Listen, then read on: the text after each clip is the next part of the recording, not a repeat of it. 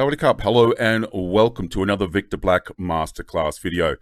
Today's video I'm going to address a question I seem to be getting asked with greater consistency, especially in the last couple of months as my profile is slowly growing. I am getting asked by individuals who obviously appreciate the intent behind my content, which is to try to balance decades of practical hands-on experience with enough science and enough clinical evidence to basically say, look, this is what we have formed our opinions on. Okay, so I historically have been very transparent and very open, but I do appreciate that text communication can be tricky, especially in short form like Instagram and these sorts of things, where maybe I leave people off lists, sort of thing. Certainly unintentionally. I thought this was a subject that is worthy of a list of sorts, so that I can refer people to it in the future. So the intent of this content is, as I said, to provide a resource that I can direct people to when I get this question. I'm getting it a couple of times a week now. Right. Okay. So let's jump into a list, and please bear in mind I could easily make this list twice as long as it is. However, I intentionally and deliberately trim this list down to what I would consider to be a bare bones discussion, because bluntly, I am very busy, and I think that most individuals that follow me are equally busy individuals. And so, it would be very easy, as I said, to double the length of this list, but this is merely my opinion. I want to go through the different categories to begin with. Let me just firstly explain. In my opinion, there are room for different styles of providers of education and entertainment to our community. Let me start firstly with what I call the guys with the biggest audiences. There's individuals out there that unashamedly share the mind share or own the mind share of the tribe. Historically, this was gents like Rich Piano. Obviously, Rich has passed a number of years ago now, but he was incredibly popular. And it's fair to say that he provided information in his style on a range of subjects, from nutrition to training to enhancement, but I wouldn't really consider him to be an educator of sorts. I very much saw Rich as a master entertainer. He was a very likable guy and very entertaining. One of the things he said I didn't necessarily align myself with, but there is definitely a group of individuals in the marketplace. I would include Dave Palumbo and Greg Duchette. I mean, I literally just checked out Greg's YouTube channel just a few minutes ago to make sure I had his surname spelled correct. I can't believe he's surpassed 1 million subscribers now. Just phenomenal. Kudos to him. So there are, as I said, groups of guys who have massive reach. I don't know necessarily that I see their content quite bluntly as educational, but more entertainment, and that's fine. I don't have a problem. I think there is a need for both of these things in our community.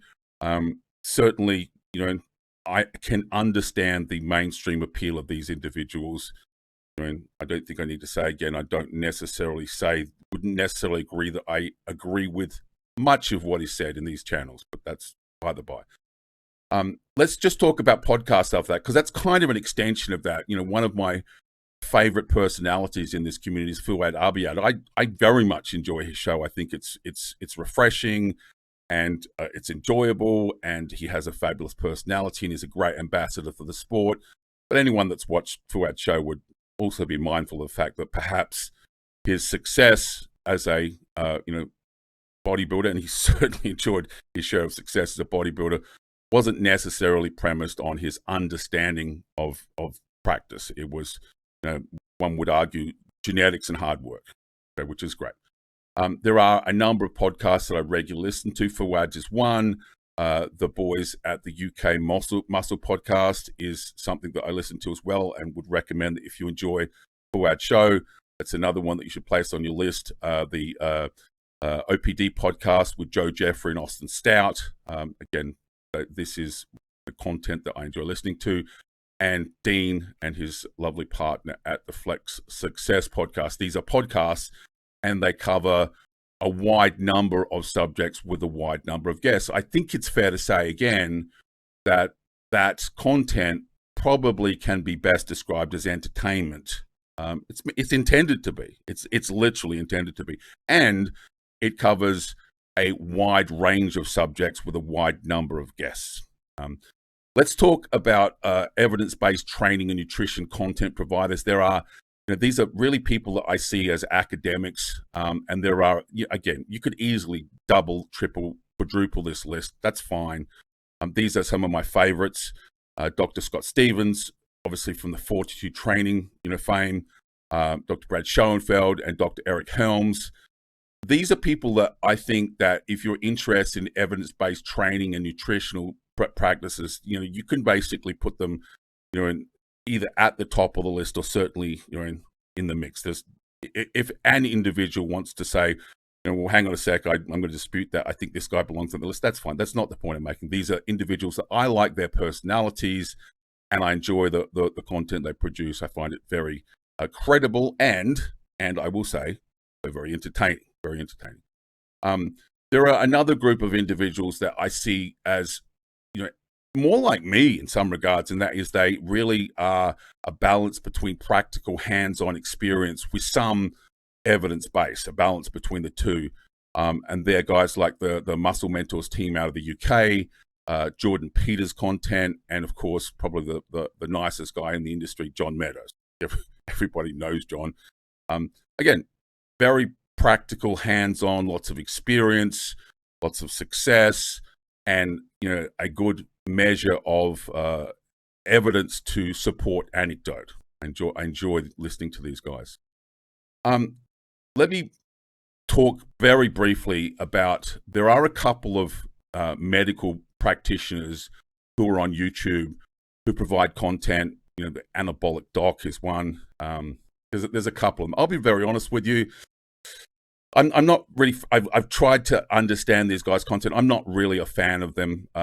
Perhaps the reason behind that is they're clearly not practitioners. So, it's a little bit like there's a gentleman called Peter Bond, wrote a book on anabolic steroids. I actually had him on my podcast. I, said on the podcast, go out and buy the book. I purchased a copy of Peter's book. I feel like I got my value for money's worth. If I'm critical, and I stand by the thing, I think it's a very fair statement. I'm not sure that I can connect with individuals unless they have some hands-on experience with these tools.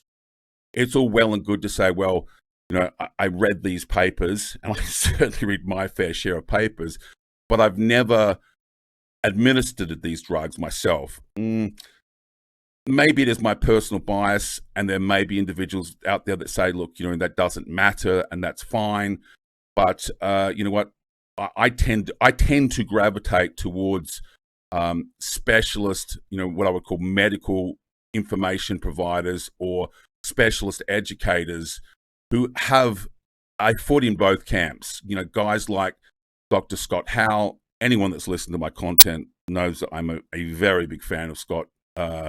My only lament, and this applies to Scott and Dean, Dr. Dean St. Mart, is the lack of content. These are guys that are really busy. If you ask Dean or you ask Scott, I have both had them on my podcast, and there is a standing offer to come back on.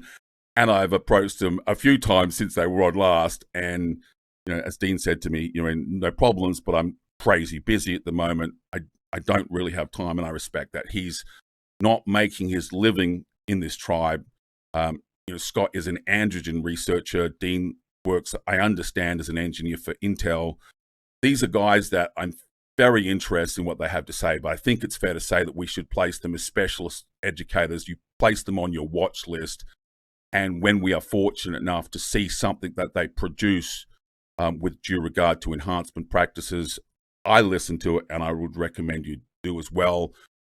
The only reason I don't, perhaps talk more about these guys, I literally don't see them as my competition. These are specialist educators that provide fabulous content, but it is fair to say that it's a long time between drinks for guys like Scott and Dean.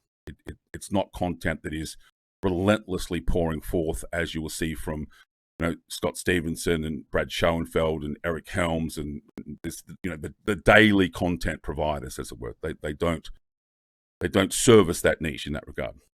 So put them on your watch list. read anything that basically they make, but understand that you're going to have a wider list than those gentlemen if you want to educate yourself in this space. Okay. And then I want to talk about who I see as my competition. I'm remarkably transparent about who I identify as my competition, and I identify them as my competition for a very specific purpose, for a very specific reason, because they fit a certain profile. Probably, it's fair to say that each of these individuals sells information. Okay, that is the business we're in, and to have a competitor, literally, you have to have a competitive offering. Each one of these individuals have a competitive offering, and some people are surprised that I'm so transparent about who these people are, but I don't have a problem with that. But I actually encourage people to go and consume some of their free content and potentially even their paid content, and then evaluate where I might fit against them in the ecosystem, because we are very, very different. Not only are here, if I include myself in this group, not only Broderick, Alex, and Steve and my personalities are very different, our experiences are very different. Steve is very young. I am, in my mid-50s. Broderick is a little younger than me. Broderick, is no longer what I would consider to be a hard practitioner. He certainly hasn't competed since he was a teenager. I am still a competitive, bodybuilder in the over 50s class. So we're different. We're not mirrors. We're not carbon copies of each other. And I certainly don't, I enjoy listening to what they have to say, but I certainly don't agree with everything they say. Again, I have no problem. I'm very transparent. Any one of these gentlemen want to listen to this, I stand by what I'm saying. Broderick is the kind of guy that you just don't get any evidence from him. He speaks his mind. He will tell you his opinion, and that is what you get. There are no links to studies. It's literally a statement and move on, a statement and move on. I tend to provide links to evidence to support my statements. That separates us. That makes us different. People who like to see the studies that I'm referring to might like myself, and someone who's a little bit more, anecdotal and a little bit more, practical might like Broderick's style. And that's great. That's what I'm saying. Go and check out these people. Alex is, I think it's fair to say, unashamedly a little too technical for many. He enjoys being very technical. That's going to appeal to some people. Steve is someone that you might not have heard of. Steve is very old school. Steve's idea of, a steroid cycle is 2 grams of testosterone and AI, and that's fine. I never dispute that's not going to work. If you listen to my content, those words never come out my mouth. I'm trying to explain to people, in my opinion, the benefits of not doing 2 grams of test and an AI, and making a steroid cycle a little less agricultural, a little bit more sort of strategically structured. I think Steve has a following. He has a personality. He's a very likable guy. But I don't agree that 2 grams of test and an AI is how we should be deploying these tools. Okay, so anyone that has any questions about that, I'm happy to try to answer them. I would suggest that everybody literally goes out and places, these people, obviously with the exception of Rich has passed, on your watch list. All I ask is that you try to understand that no individual in the market can do everything. As I said, guys like Scott Howell and Dean St. Mark are fascinated by the content they produce, but that this is not the business, and they don't have a competitive, for sale educational content at this point. At least, maybe that will change. Who knows? That's not what they do. Guys like Brad Schoenfeld and Eric Helms, they don't open the door into the discussions about enhancement. Eric is staunchly a natural. He won't take on enhanced clients. He sells so very publicly. It's naturals only. I understand that Brad has had some experience with in enhanced trainers from the suggestions he makes on his content.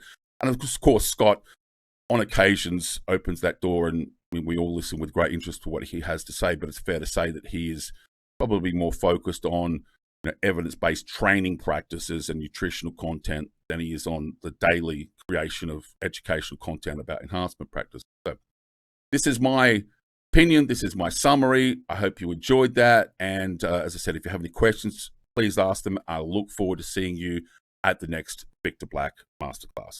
Te Aureka.